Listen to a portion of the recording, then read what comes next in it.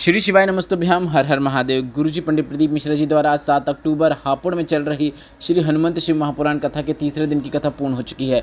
आज की कथा बहुत अधिक रोचक जानकारियों से भरपूर थी, जिसमें गुरुजी ने वटकेश्वर महादेव से जुड़े 2 विशेष उपाय बताए हैं। एक उपाय वह है जो कि कर्जा मुक्ति का वटकेश्वर महादेव से संबंधित बिल्कुल नया उपाय है, और दूसरा उपाय जो वटकेश्वर महादेव से संबंधित है वह 3 दिन में जीवन के कष्ट को दूर करने वाला उपाय है। इसके साथ ही गुरुजी ने आगामी 2 शिव महापुराण कथा की जानकारी दी है, जो कि बिल्कुल नई शिव महापुराण कथा है। कब और कहाँ होगी उसके लिए आप इस वीडियो को अंत तक अवश्य देखें। आज 7 अक्टूबर तीसरे दिन की श्री हनुमंत शिव महापुराण कथा में गुरुजी ने कुल 11 उपाय पत्र और उपयोगी जानकारियाँ दी हैं। सभी की जानकारी हम आपको इस वीडियो के माध्यम से दे देंगे। अगर किन्हीं कारणवश आपने आज की कथा नहीं सुन पाई है तो पूरी कथा का रास्ता तो आपको इस छोटे से वीडियो से प्राप्त होने वाला है। बढ़ते हैं आज की कथा की पहली विशेष जानकारी की ओर। कथा शुरू होते गुरुजी ने कहा कि अगर आपके दिल में भोलेनाथ से बात करने की इच्छा हुई है और आप भोलेनाथ के मंदिर जा रहे हैं तो आपको इस बात का पता होना चाहिए। अगर आप भोलेनाथ के मंदिर पहुंच रहे हैं, शिव महापुराण कथा में पहुंच रहे हैं, तो वहां आपको भेजने का सामर्थ्य और किसी में नहीं, भोलेनाथ की कृपा आप पर है, इसलिए आप वहां पर पहुंच पा रहे हैं। बढ़ते हैं आज की कथा की दूसरी विशेष जानकारी की ओर। गुरुजी ने कहा संपूर्ण दुनिया आपके समय के साथ चलती है। अगर आपका समय अच्छा है तो दुनिया के लोग आपके साथ आपको खड़े नजर आएंगे। समय का चक्र थोड़ा सा बदला, गड़बड़ हुआ, तब आप देखेंगे कि आपके नज़दीक के जो रिश्तेदार हैं, कुटुंब परिवार के जो लोग हैं, वह धीरे धीरे आपका साथ छोड़ देते हैं। समय बिगड़ता है तो साथ सब छोड़ देते हैं। अगर आप देवाधिदेव महादेव को 1 लोटा जल अर्पित करते हैं तो आपको इस बात का ध्यान रखना है, जब आपका समय बिगड़ता है, गलत समय आता है, तो उस समय भोलेनाथ पर चलाया गया 1 लोटा जल का जो लाभ होता है, जो पुण्य होता है, वह आपको मिलना शुरू हो जाता है। बढ़ते हैं आज की कथा की तीसरी विशेष जानकारी की ओर। गुरुजी ने कहा आपको हमेशा अपनी वाणी में मधुरता रखनी चाहिए, वाणी को श्रेष्ठ बनाकर रखना चाहिए। एक कौआ भी बोलता है, एक कोयल भी बोलती है।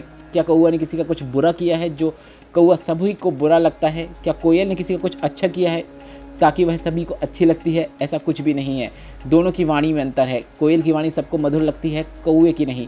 आपको अपने जीवन में कितना ही कष्ट आए, दुख आए, तकलीफ आए, आपको अपने मुख से कौए जैसी वाणी नहीं बोलनी है। आपको हमेशा कोयल जैसी मधुर वाणी का ही उपयोग करना चाहिए।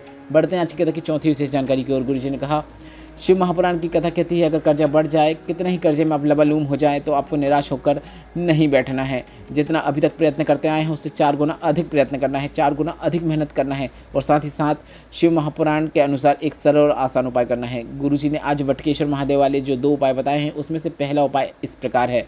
गुरुजी ने कहा शिव महापुराण कथा का जब हम वर्णन सुनते हैं तो उसमें एक नाम आता है वटकेश्वर महादेव।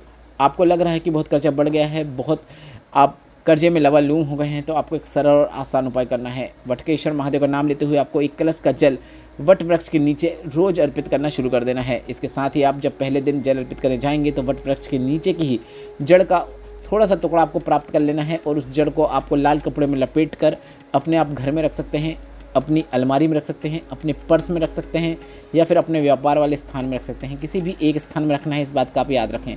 और आपको रोज़ रोज़ भी वट वृक्ष मतलब बरगद के पेड़ के नीचे की जड़ लाने की जरूरत नहीं है। रोज़ आप जल अर्पित करें। बस आप पहले दिन जब जल अर्पित करने जाएंगे, वटकेश्वर महादेव का नाम लेते हुए आप जब जल अर्पित करेंगे, उसके बाद आपको वहाँ की जड़ प्राप्त करके लाके अपने पास रख लेना है। बस इतना कर देने से आपके जीवन में कितना ही बड़ा कर्जा क्यों ना हो गया हो, आपकी जो मेहनत रहेगी उसमें आपको सफलता देखने को मिलेगी और आप आगे बढ़ते चले जाएंगे और कर्जा चुक जाएगा। बढ़ते हैं आज की कथा की 5वीं विशेष जानकारी की ओर। आज की कथा में गुरुजी ने एक और नया वटकेश्वर महादेव वाला उपाय बताया है, जो कि इस प्रकार है। गुरुजी ने कहा जीवन में बहुत बड़ी तकलीफ में आप घिर गए हो, जीवन में परेशानियां ही परेशानियां चल रही हो, तो आपको सरल आसान उपाय करना है। आपको वट वृक्ष के नीचे 1 कलश जल लेकर पहुंच जाना है और आपको वहां पर 2 से 3 मिनट बैठना है। अब जब आप हाथ में कलश जल लेकर बैठेंगे, जल से भरा हुआ कलश लेकर आप वट वृक्ष के नीचे बैठेंगे, तो आपको वटकेश्वर महादेव का स्मरण करना है और अपने दिल की जो भी बात है, दुख दर्द तकलीफ, सब भोलेनाथ से बोल देना है। अगर कोई मनोकामना है वह भी वटकेश्वर महादेव से बोल देना है। इसके बाद आपको वटकेश्वर महादेव का नाम स्मरण करते हुए पूरा जल वट वृक्ष के नीचे अर्पित कर देना है। ऐसा आपको 2 से 3 दिन करके देखना है, आपको लाभ जरूर देखने को मिलेगा। बढ़ते हैं आज की कथा की 6वीं विशेष जानकारी की ओर। गुरुजी ने कहा गंगा न अमीर को पार लगाती है, गंगा न गरीब को पार लगाती है, गंगा तो भगवान की भक्ति करने वाले को पार लगाती है। बढ़ते हैं आज की कथा की 7वीं विशेष जानकारी की ओर। पूजा शर्मा जी पत्र लेकर आए, जिसमें उन्होंने लिखा 1 लोटे जल का क्या वर्णन करूं, मेरी शादी के 19 वर्ष हो गए थे, 19 वर्षों के बाद भी संतान का सुख नहीं था। डॉक्टर ने कह दिया था कि अब आप माँ नहीं बन सकते। मेरी बहन ने आपकी शिव महापुराण कथा के बारे में बताया था, हम आपको जानते भी नहीं थे। मैंने आपकी कथा सुनना शुरू किया। ग्रेटर नोएडा में आपकी कथा पंडाल में हो रही है ऐसी जानकारी मिली, तो मैंने 1 दिन की कथा पंडाल में बैठकर सुनी। मैंने केवल 1 दिन की ही कथा सुनी थी, बाबा से प्रार्थना करी, बाबा मैंने सुना है पंडाल में बैठकर कथा सुनने वाले की गोदी आप भर देते हैं, झोली खुशियों से भर देते हैं। डॉक्टर ने मना कर दिया है और कहते हैं कि मैं कभी माँ नहीं बन सकती, तेरी कृपा होगी तो मैं ज़रूर माँ बनूंगी। मैंने मेरी बहन के कहने पर सफ़ेद आंकड़े की जड़ का प्रयोग किया, जिसे तुम्रुकेश्वर महादेव का नाम लेते हुए करना होता है। इसके साथ ही मैंने पशुपतिनाथ व्रत भी किया और मेरा 2 माह के अंदर ही गर्भ ठहर गया। पर मुझे क्या पता था कि मेरे ऊपर दुख का अंबार टूटेगा। डॉक्टर ने कहा कि गर्भ में 2 बच्चे हैं। मेरा 5वां महीना पूर्ण हुआ, 6वें महीने के 12 ही दिन निकले थे। डॉक्टर ने ऑपरेशन करके निकालने को कह दिया, पर ना जाने मेरे को कुछ भी समझ में नहीं आ रहा था। मैं एक लोटा जल लेकर भोलेनाथ के मंदिर में पहुंच गई, भोलेनाथ को जल चढ़ाया और भोलेनाथ से अपने दिल की बात कहना शुरू किया कि हे भोलेनाथ, अभी तक बच्चे नहीं हुए हैं, इतने वर्षों के बाद बच्चा आया है और अभी 6 माह में अगर उन्हें बाहर निकाल देंगे तो वे जीवित नहीं रह सकते।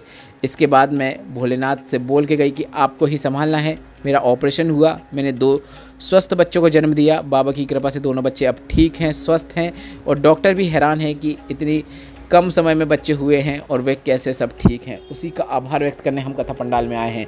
बढ़ते हैं आज की कथा की 8वीं विशेष जानकारी की ओर।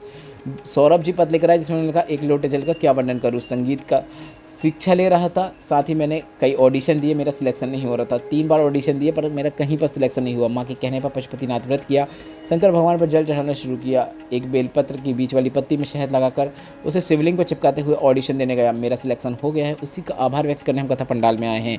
बढ़ते हैं आज की कथा की 9वीं विशेष जानकारी की ओर। गुरुजी ने कहा, दीपावली की रात्रि में सब लोग सीहोर कोपरेश्वर धाम में कुबेर भंडारी की धरा में आते हैं और दीपक प्रज्वलित करते हैं और यहाँ का खजाना प्राप्त करने के लिए कुबेर भंडारी से कामना करते हैं।